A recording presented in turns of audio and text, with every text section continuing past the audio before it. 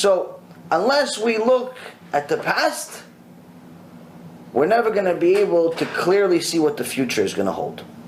Now, unfortunately, many of us, and I see this online, and I myself was foolish enough to celebrate this To'avat Hashem holiday that they had yesterday. To'avat Hashem means disgusting to Hashem, called Valentines Day. Yesterday they had Valentine's Day. Many Jews believe, it's like, it's a holiday of love. Even in Israel, they promote that it's a holiday of love. And some people celebrate it. It's just an excuse to go buy chocolates and teddy bears and go have fun with your girlfriend, wife, or both. And people think it's a harmless holiday. What's the big deal? The only way we can realize what's the big deal is, number one, by looking at history. If you rewind approximately 700 years to 1349, you see that something horrendous happened during that time. Now, anti-Semitism was created in Parashat Shmot over 3,300 years ago, where Paro said, "Avanitchat malach," well, let's fool them, let's fool these Israelites before they fool us, before they overcome us and join one of our enemies. So anti-Semitism has already been around over 3,000 years. But 700 years ago,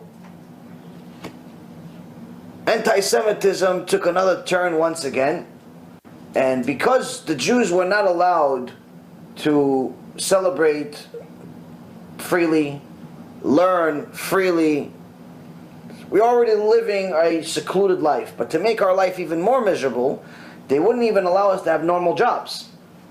The only job they allowed us to have throughout Europe was to be lenders, lend money.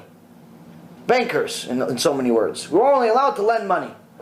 Now, back then they thought that's like, you're lending money. You don't actually do anything. You just lend money. It's like a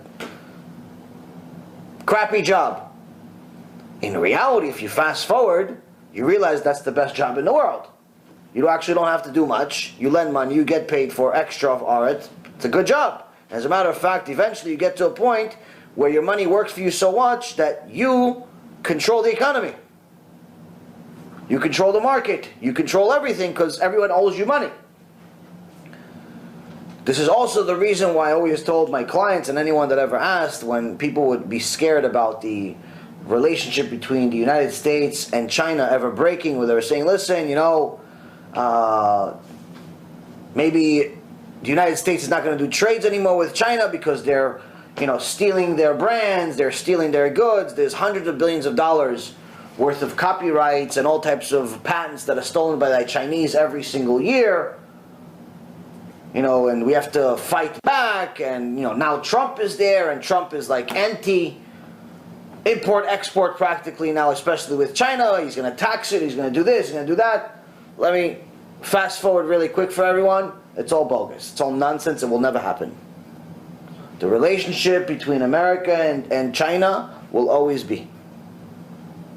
And the reason why is because China is the bank. China lent the United States an extraordinary amount of money. But it's not like if I ask you, listen, can you lend me $20 and I just take the $20 and, I could easily forget about it. And, and then you'd ask me a few months later, I say, I don't remember, do you have a shtar itzka? I don't remember that you gave me this $20. Difference is with China is they bought T-bills. They in essence have a control of a large part of the debt market for the United States. And even if they wanted to get out of it, they'd have to go into the open market. They can't just send an email to the United States and say, hey, cash this one out for me. They have to go into the open market, which means that as they start selling it, initially they sell the first few $1 billion, it doesn't really make a difference. But once they start going into larger numbers, 25, 50, $100 billion, the market will notice it, the market will start crashing. Which means that two things will happen. The United States will lose because the market will start crashing, and China will lose because the value of the existing debt they have will also go down. So let's say they have $1 trillion worth of debt. After they sold the first 100 billion, Sounds great. Let's say they sold it for par. They sold it for 100 billion. Problem is, by the time everyone finds out they sold 100 billion dollars worth of debt, the remaining 900 billion will go down by 50%. Okay, so they got their money back for 100, but the other 400 they just lost instantly. As soon as the market realizes they're about to sell $1 trillion worth of debt, everyone's selling everything, which is in essence called murder-suicide.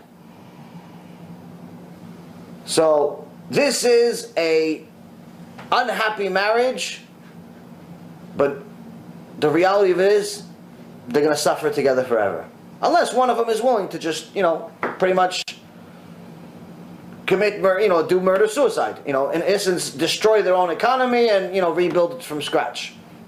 Very, very rare thing to happen. So China is going to stay China, America is going to stay America, but everyone's going to talk big and promise a lot of big things, but in reality none of that stuff is going to happen. Now, in the 1300s, the Jews were in control of the debt market. In different parts of Europe, in a place called Strasbourg, the Goyim started realizing that these Jews that were supposed to be no ones, were supposed to be practically borderline slaves, actually have a hold of the market. And they didn't like it too much. So they decided that, hey, not only do they have a control of the market that we don't want them to have, but on top of it, they are very arrogant right now. They feel very confident. And on top of it, we really can't say much because we're the ones that owe them the money. So unlike today, when you owe money to the credit card, then really the biggest thing they could possibly do is send you 1.5 million notices. Back then you could do something. What did they do? They decided to murder all of them. They overran the government and the few people that were trying to protect the Jews. They threw them out. All protection laws for the Jews were dismissed. And they had a massacre on February 14th, 1349, and killed hundreds and hundreds and hundreds of Jews and burned them alive. And today, Jews around the world celebrate this February 14th as Valentine's Day. Oh yeah, I love my girlfriend. Yeah, but you realize that your great-great-great-great-grandfather was burned alive? You still going to send a box of chocolates? Where was the place at? Strasbourg, in Europe. Okay. Strasbourg. So, and this was in different places in Europe, but the biggest massacre happened there.